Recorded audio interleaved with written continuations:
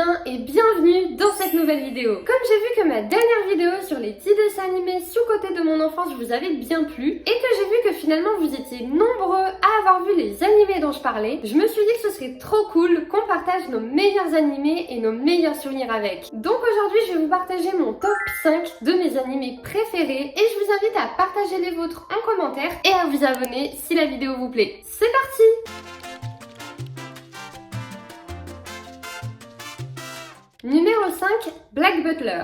Pour cette 5e position, j'avais de fou hésité entre Assassination Classroom et Black Butler. Mais Assassination Classroom, c'est un animé que j'ai vu finalement assez récemment. Ça doit faire, je sais pas, 3 ans, 5 ans, j'en ai aucune idée en vrai. Et même si je l'ai adoré, vraiment je suis passée par toutes les émotions, c'est vraiment un animé que je recommande. Black Butler, ça fait partie des très rares séries que j'ai regardées plusieurs fois. Et il faut savoir que je ne regarde jamais plus d'une fois une série, un animé, un drama ou tout ce que vous voulez. C'est hyper rare et quand ça m'arrive, c'est que vraiment, mais genre vraiment, j'ai surkiffé la série. Je pense que c'est même plus que j'ai surkiffé, c'est que vraiment, soit je me suis retrouvée dans les personnages, enfin c'est vraiment que j'affectionne une série pour la recommencer. Et d'ailleurs, je vous fais un top 5, non pas parce que un top 5 ça sonnait bien, mais parce que ce sont les 5 animés que j'ai regardés encore et toujours avec la même passion, avec les mêmes étoiles dans les yeux. Et franchement, c'est ce qui fait que ce sont mes animés préférés. Bref, pour revenir à Black Butler.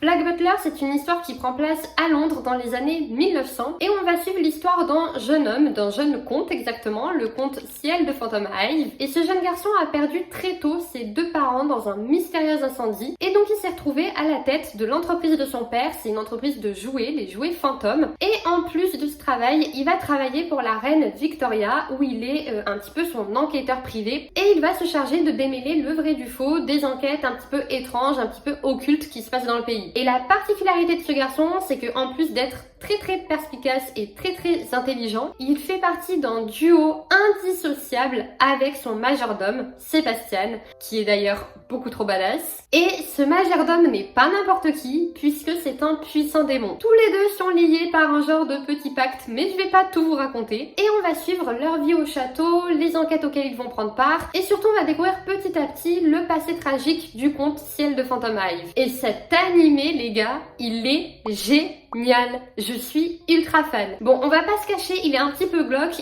franchement, c'est dans un univers assez sombre, surtout la dernière saison. Ouais, la dernière saison est vraiment glauque. Mais en vrai, ce qui fait passer ce côté assez sombre, c'est déjà l'enquête. Vous savez que je suis tout à fait fan des enquêtes policières et là, on est vraiment bien servi. Mais surtout, l'histoire et la relation entre ce jeune comte et son majordome. Franchement, leur histoire est déjà hyper touchante. En fait, c'est des personnages qui sont hyper touchants, indépendamment l'un de l'autre. On a trop envie de savoir comment ça va se finir, où ça va mener, est-ce que ça va être tragique, est-ce que ça va être une fin heureuse. Vraiment, on a trop envie de savoir. Et en plus, ils sont accompagnés de personnages secondaires, les 3 intendants, on va dire, du château. Eux aussi, ils tiennent l'animé, ils apportent une grosse touche d'humour. Franchement, je suis trop fan. Je suis hyper fan de cet animé. Il mérite franchement de fou cette 5e position dans ce classement. Numéro 4, Vampire Knight.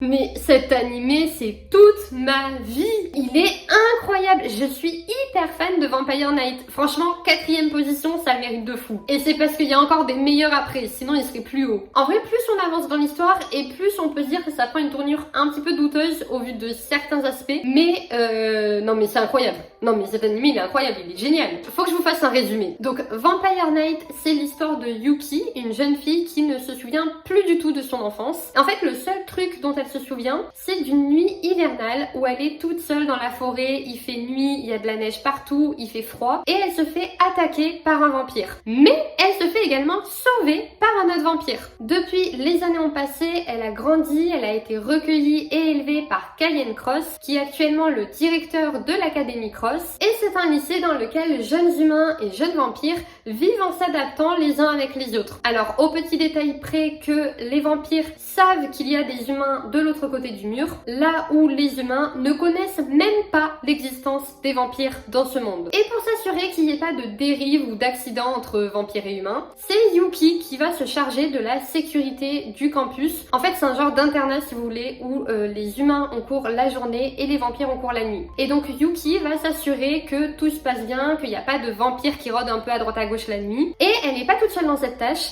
elle va se faire aider par Zero, qui est son ami d'enfance et qui lui aussi a été recueilli et élevé par Cayenne Cross, car sa famille s'est faite décimer par un vampire. Et pas par n'importe qui, par une vampire en particulier. En plus d'avoir décimé toute sa famille, elle a transformé notre pauvre Zero en vampire également. Donc lui, il se bat au quotidien pour ne pas devenir un level E et perdre le contrôle de lui-même. Et la particularité de la classe de vampires, j'ai pas précisé, mais ce sont tous des vampires de haut rang, voire des saints purs. Et donc s'ils sont tous là, c'est que logiquement, ils sont en accord avec la volonté de paix qu'il y aurait entre humains et vampires. Et comme ils sont vampires depuis leur naissance, normalement, il n'y a aucune chance pour qu'ils perdent le contrôle. Entre tout ça, il y a plein d'histoires de passé compliqué, de triangles amoureux, et surtout, accessoirement, il y a un petit peu une guerre qui plane au-dessus de l'Académie Cross. Je crois que j'ai fait un assez bon résumé de la situation, long mais nécessaire. Et ce que j'adore dans cet animé, alors déjà, number one, l'OST.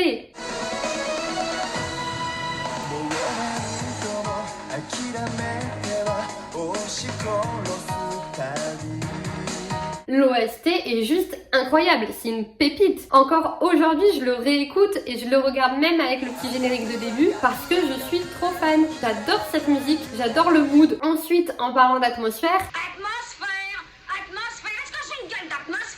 L'atmosphère de l'animé, cette atmosphère un peu mystérieuse, limite envoûtante, où on sait qu'il se trame un truc, mais on sait pas quoi. Puis l'histoire entre Kaname, Zero, Yuki, triangle amoureux, rivalité, rapport de force, valeur sûre, c'est tout ce que j'adore. Et surtout les personnages secondaires. Surtout les personnages secondaires côté vampire, je suis trop fan. Mais Aido, j'adorais ce personnage. Déjà il me faisait trop rire, mais en plus il avait vraiment un fond gentil, un fond bienveillant. Et en vrai j'aimais trop les petites histoires de chacun des personnages. Genre elle est détaillée mais pas trop, juste pour vous donner envie de suivre, envie de savoir, sans non plus répondre à toutes vos questions forcément. Et vous savez que j'ai découvert ce manga grâce à l'animé, sauf que malheureusement l'animé n'a jamais été fini, il n'est jamais allé au bout de la série. Du coup j'ai suivi en lisant des scans, sauf qu'un jour j'ai plus réussi à trouver des scans gratuits, donc j'ai jamais fini la série. Et en vrai très souvent j'y pense et très souvent je me dis vas-y maintenant il faut que t'achètes les livres là pour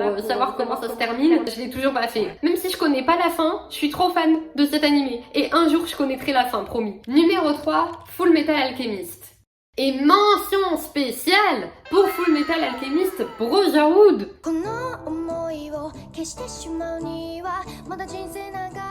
Cette saison, elle est incroyable. Bon, en vrai, j'avoue que cet animé aussi, il est parfois un peu dur. En vrai, je regardais des trucs, c'était un peu sombre. Je suis pas sûre que maintenant je pourrais encaisser. Bref, autant Black Butler et Vampire Knight, je suis pas sûre que vous connaissez. Surtout pour Vampire Knight, en vrai, Black Butler, on en parle aussi pas mal. Mais Full Metal Alchemist, je suis sûre et certaine que vous devez connaître parce que ça fait partie de ces mangas piliers actuels. Donc je vais faire un résumé assez rapide. C'est l'histoire de Ed et Alphonse, deux frères qui ont perdu leur mère des suites d'une maladie et ils vont tenter d'utiliser l'alchimie pour la ramener à la vie. Grosse erreur parce que ça va littéralement braver toute loi de la nature, de l'alchimie, de l'univers entier et ils vont en payer le prix fort. C'est-à-dire que Alphonse, il va perdre la totalité de son corps, mais heureusement par chance, Ed va réussir à le sceller dans une armure qui traîne à côté, mais Ed non plus ne va pas en sortir indemne puisqu'il va y laisser un bras et une jambe. Ça vous donne un petit peu l'idée du truc. Bref, les années ont passé, ils grandissent, ils maîtrisent un petit peu plus l'alchimie et Ed va finir par entrer dans l'armée. Ce sera d'ailleurs, je crois, le plus jeune des alchimistes de l'armée et ils vont partir tous les deux à la recherche de la pierre philosophale qui pourrait peut-être leur rendre leur corps. Et c'est une trop belle histoire fraternelle. C'est exactement le genre d'animé où déjà j'ai lâché 8 litres de larmes. En même temps, j'avoue que je pleure assez facilement, mais l'histoire de ces deux frères, elle est si belle, si touchante, si pure. Au-delà de ça, bien sûr, il y a plein d'histoires puisqu'ils partent à l'aventure et que bon c'est un shonen, donc c'est le but du shonen de traverser le monde et de se découvrir soi-même. Mais ce duo tient vraiment l'animé et je trouve que c'est vraiment une histoire qui vaut le détour. Et même en plus de Ed et Alphonse, il y avait un autre personnage que j'adorais énormément, c'était Roy Mustang, le supérieur de Ed dans l'armée. Même si c'est souvent entendu entre eux et qu'il a l'air assez froid, je le trouve trop bienveillant, il a trop un fond gentil. Et ouais, l'histoire quoi. L'histoire, elle est trop belle. Vraiment, ça me donne envie de revoir la série. Bon, après, il y a quand même des passages qui m'ont un peu traumatisée, on va pas se mentir. Notamment l'épisode de la chimère, où il y a un type qui veut ramener sa femme ou sa fille à la vie, je sais plus. Et elle va permuter avec un chien, je crois. Et là, j'avoue, c'est un peu dégueu quand même. C'est même franchement glauque. Mais bon, c'est un animé trop cool. Vraiment, je vous assure qu'il est génial. Numéro 2, Death Note. Alors vraiment, en faisant cette liste, je me suis vraiment aperçue que je regardais des trucs hyper noirs pour mon jeune âge de l'époque. Mais je vous assure que le number one, il sera plus gai. Alors Death Note, je l'ai mis en numéro 2 parce que je sais pas dire vraiment si ça fait partie de mes animés préférés, bien que je l'ai quand même beaucoup aimé. Mais c'est surtout, sans aucun doute, l'animé et même la série policière tout confondu que j'ai trouvé la mieux menée et la mieux écrite du début à la fin.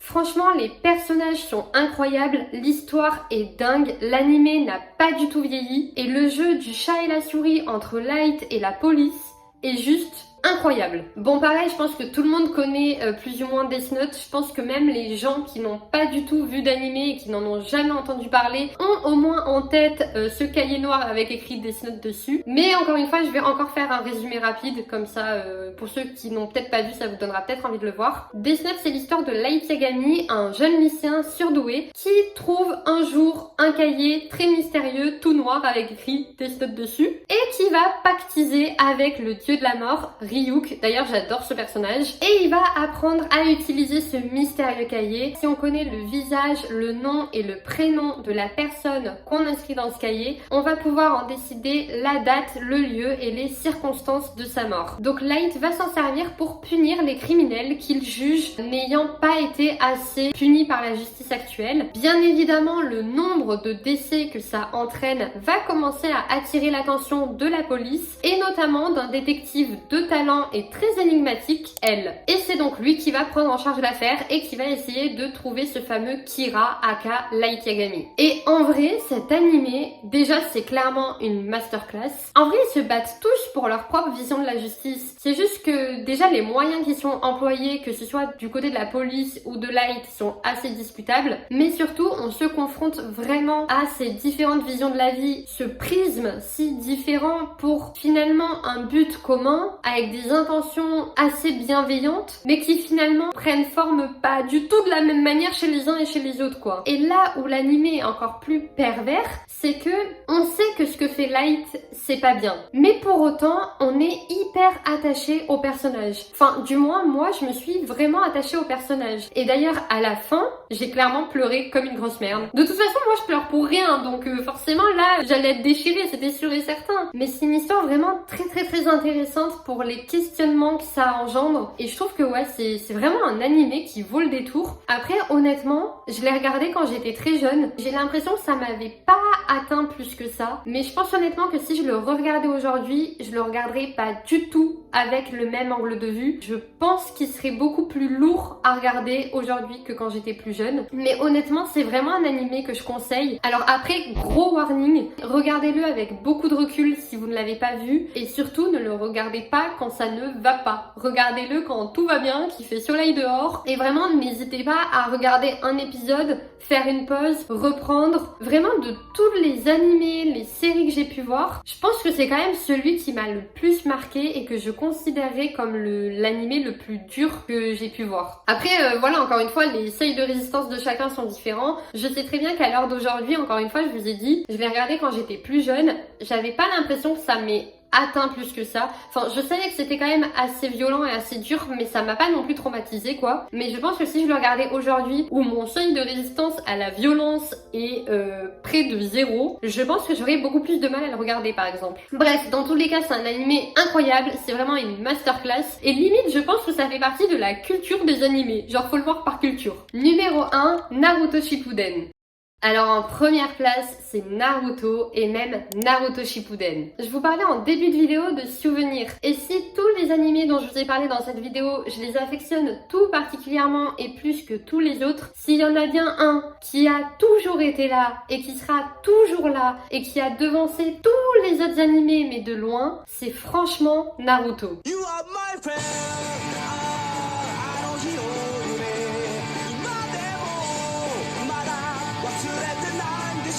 Alors déjà, il faut savoir que Naruto, je pense que c'est une des choses qui a fait que je suis vraiment tombée dedans. À chaque fois que je regardais l'animé, j'avais plus ou moins le même âge que les personnages de l'histoire. Et ça sur énormément d'épisodes. Alors oui, il y a d'autres très grosses séries que j'ai toujours suivies et que je continue de suivre comme One Piece. Mais Naruto, je sais pas, je crois que je suis tombée amoureuse en fait tout simplement de l'animé et des valeurs et des combats qu'il représente. Que ce soit les personnages, l'histoire, le dessin. En fait, je pense que c'est vraiment un animé dans lequel j'ai trouvé du réconfort et qui m'a aidé à tendre vers des valeurs qui me parlent. Vraiment l'histoire de Naruto qui a vécu une tragédie enfant, qui s'est retrouvé isolé, détesté de tous, le voir autant se battre pour être accepté sans jamais renoncer ou renier qui il est, voir tout le chemin qu'il a parcouru pour même s'accepter lui-même. Et je parle pas seulement de Kyuubi, mais également d'accepter la peine qu'il a ressentie, qu'il avait beau cacher derrière son personnage hyper jovial, hyper solaire.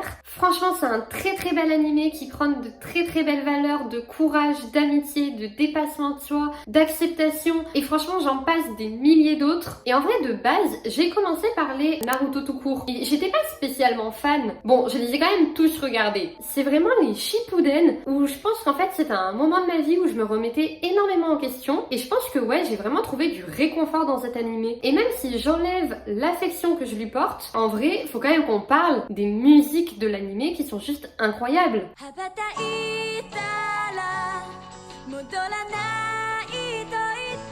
Dont certaines sont encore capables aujourd'hui de me mettre les larmes aux yeux, même quand je les écoute hors contexte.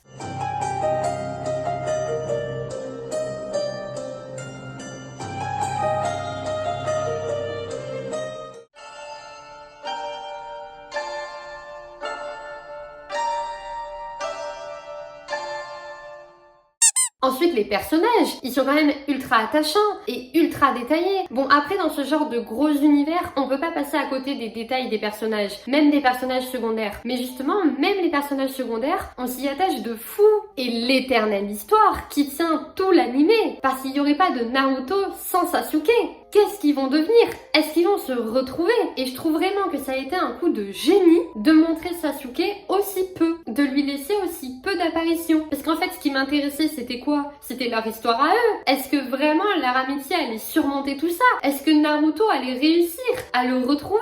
Comment ils ont évolué, ces deux personnages si proches, qui partagent les mêmes peines, mais qui prennent des chemins complètement différents? Et je trouve que le fait d'avoir des apparitions aussi rares et aussi succinctes de Sasuke, ça nous permettait vraiment d'enchaîner les 112 épisodes hors série qui nous pondaient tous les 200 épisodes. Parce que purée qu'il y en a des hors série. Parce que je veux savoir comment cette histoire va avancer. Parce que je veux savoir comment grandit Sasuke. Et franchement, quand il y avait l'arc d'Anzo, j'étais refaite. Enfin, on le découvre en tant qu'adulte, en tant que jeune adulte. Et sans parler de l'arc, s'il vous plaît, sujet sensible. L'arc d'Itachi, où on apprend la vérité sur lui. Oh, mais c'était horrible. Là, j'ai même plus lâché 8 litres de larmes. J'ai lâché les larmes comme si j'avais jamais pleuré de ma vie. J'ai lâché une piscine. Faut savoir que Naruto, je l'ai pas regardé seulement 2 ou 3 fois, la série. Je pense que j'ai dû les regarder au moins 10 fois. Oui, on parle bien des 700 épisodes ou je sais pas combien. La 4ème guerre ninja, là, je la connais par cœur. Alors même si je trouve que c'est pas forcément la partie la plus intéressante de l'histoire, mais que quand même dedans il se passe pas mal de trucs, et qu'elle est surtout assez longue, on va pas se mentir, ils auraient pu la raccourcir de 200 200 épisodes cette partie-là. Et puis à la fin, c'est un petit peu cheaté quand même. Bref, tout ça pour dire que à chaque fois que je regardais le passage de Sasuke, j'ai toujours pleuré comme au premier jour, les gars. Je suis trop sensible. J'aimais beaucoup trop ce personnage. C'est horrible, mais c'est horrible ce qui s'est passé. Vraiment, c'était le gros drame de mon enfance. Sasuke et Itachi, quoi. Bref, je crois que j'ai vraiment tout dit sur cet animé, mais c'est vrai que Naruto a vraiment une place privilégiée dans mon cœur. Et vraiment, je pense que quand je dis que j'ai été éduquée à Naruto, je pense que c'est vrai. Déjà, ça m'a tellement suivi sur tellement d'années. Et ouais, il y a vraiment tellement de situations, de valeurs que je trouvais belles que pour moi, c'était le modèle à suivre. Il y avait tellement de côtés de sa vie où je faisais des parallèles. Je me disais, mais waouh, s'il surmonte tout ça, vas-y, je vais surmonter tous mes obstacles. Genre, il n'y a pas de raison que lui, il y arrive et moi, non. Genre dans ma tête il n'y avait pas l'histoire qu'en fait c'était un animé et que donc c'est une histoire fictive quoi. Bref, Naruto restera toujours Naruto, il a sa position en number one et je peux vous dire que pour moi il est largement devant tous les autres, donc il est pas prêt de se faire détrôner. Je crois que j'ai tout dit sur cet animé, je crois que j'ai tout dit sur mes animés préférés. En vrai je suis hyper contente d'avoir fait cette vidéo, franchement elle me tenait de ouf à cœur, je sais pas si ça s'est remarqué ou pas. Faut savoir que mon amour pour les animés et la culture japonaise, elle a toujours été là. Même si aujourd'hui je parle énormément de la culture coréenne, le Japon, ça a toujours été... En fait, le Japon, c'est clairement mon effet papillon. Si je n'avais pas regardé tous ces animés, si je ne m'étais pas autant intéressée à la culture japonaise, jamais je ne serais partie en Chine. Et si je n'étais pas partie en Chine, je n'aurais jamais entendu parler de la Corée du Sud. Donc vraiment, c'est vraiment la base de tout. Et en vrai, dans ma dernière vidéo, justement, sur les 10 dessins animés sous-cotés de mon enfance, vous êtes aussi nombreux à avoir dit « Non, mais ils sont pas du tout sous-cotés, tout le monde les connaît, c'est des bangers. » Yuki, Inuyasha, je les ai tous vus, enfin c'est génial quoi. Non mais je vous arrête de suite. Pour moi, c'est sous-côté de fou hein. Parce qu'en fait, dans toute mon enfance et même jusqu'à maintenant, je n'ai jamais eu de cercle d'amis ou de cercle de connaissances qui a regardé des animés, qui a lu des mangas, qui aime le Japon, la culture japonaise. C'est vraiment une passion que je n'ai jamais pu partager. Je l'ai toujours vécu en solitaire dans mon coin. Et alors il faut se remettre il y a 10 ans, il y a 15 ans, quand j'étais au collège puis au lycée, dès que j'ai essayé de dire que je regardais des animés, que le Japon, ouais, c'est un peu sympa, voilà, de parler de tout ça. En fait, très vite, j'ai été stigmatisée comme la meuf chelou de la classe. C'est-à-dire qu'au bout d'un moment, instinct de survie, vous comprenez? Bah j'en parle plus quoi. Et il faut savoir que j'ai toujours adoré les conventions, donc la Japan Expo, l'Aéro Festival, et j'avais tellement pas d'amis qui partageaient cette passion avec moi que je traînais ma mère à chaque fois. Et elle a fait ça pendant 6 ans. Et franchement, elle était trop sympa de m'accompagner à chaque fois. Franchement, elle le faisait clairement pour moi, hein, parce que vous verriez ma mère au milieu de tout ce monde, parce que franchement, à chaque fois, c'est blindé. D'ailleurs, je comprends pas pourquoi c'est autant blindé et que j'ai autant de personnes dans mon entourage qui regardent des animés. Vraiment, ça c'est le mystère de ma vie. Bref, elle était au milieu de cette foule, des odeurs de nourriture, de tous ces dessins animés où elle en connaissait aucun. Elle était pas du tout dans son élément. Et à chaque fois, elle m'y emmenait pour me faire plaisir. Et aussi parce que ça a toujours été un endroit dans lequel je me sentais bien en fait. Parce que justement, c'était une passion que je vivais toute seule. Et de voir que on était hyper nombreux à vivre cette passion, ça me faisait du bien, ça me faisait sentir normale en fait, ne pas être différente quoi. Tout ça pour dire que cette vidéo me tenait énormément à cœur parce que c'est une passion que j'ai commencé à assumer et à échanger il y a très peu de temps. En fait ça fait 3 ans, même pas, un petit peu moins. J'ai commencé à en parler quand je suis arrivée sur Angers, donc déjà je suis trop contente parce que ça prouve que je commence à m'assumer et je veux dire 26 ans, il serait temps non? Et ensuite parce qu'en fait maintenant que j'ai grandi, je m'aperçois que je suis plus entourée des enfants avec lesquels j'étais entourée quand j'étais plus jeune. Et je retrouve beaucoup plus de gens qui sont aussi intéressés par les animés, par la culture japonaise, par la culture coréenne, par la culture asiatique en général. Et franchement, c'est hyper intéressant. Ça me permet d'enfin échanger sur tout ça, d'apprendre des nouvelles choses. Et puis en plus, maintenant qu'on est adulte, ça s'arrête plus du tout aux animés. Quand j'étais dans des associations à Angers, je rencontrais plein de gens qui étaient déjà partis au Japon, qui étaient déjà partis en Chine. Je me souviens, j'ai fait une rencontre qui m'a marquée parce que vraiment c'était trop fou. J'ai rencontré un homme assez âgé, je pense qu'il avait... En vrai je sais pas donner son âge. Et donc on jouait au Mahjong ensemble les dimanches dans une des assos dans lesquelles j'étais.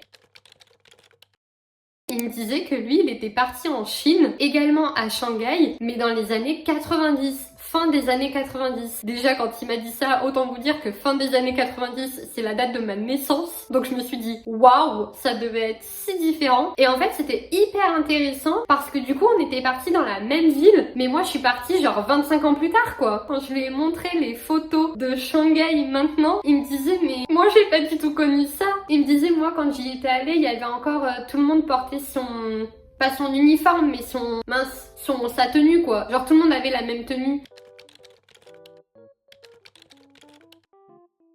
Franchement, c'est hyper intéressant, c'est hyper enrichissant de partager des choses comme ça. Franchement, c'est exceptionnel. Donc, je suis vraiment trop contente de partager cette vidéo. Je sais que ça touchera plein de gens qui auront vu plein d'autres animés. Donc, n'hésitez pas à me dire en commentaire quels sont vos animés préférés. Que ce soit des animés hyper connus, hein, comme Naruto, One Piece, Full Metal Alchemist, Black Butter, Death Note, tout ce que vous voulez. Ou même Bleach. J'ai pas parlé de Bleach, mais ça aussi, c'était toute mon enfance. Ou que ce soit des animés vachement moins connus. Et je suis encore plus preneuse parce que j'ai trop envie d'en découvrir d'autres. En plus en ce moment j'ai du mal à retrouver des animés cool comme quand j'étais plus jeune. Bref, ça c'est un autre sujet. Et waouh, cette conclusion n'en finit pas du tout. Bref, sur ce, je vais m'arrêter là, je vais arrêter de parler. Je vous fais des bisous, j'espère que cette vidéo vous a plu. N'hésitez pas à vous abonner à ma chaîne si la vidéo vous a plu. À chaque fois ça me fait trop plaisir et surtout c'est très important pour moi. Et d'ailleurs merci, on est toutes les semaines un petit peu plus nombreux, ça me fait trop chaud au cœur. Et puis sur ce, je vous fais des bisous, je vous dis à très vite pour une prochaine vidéo. Bisous!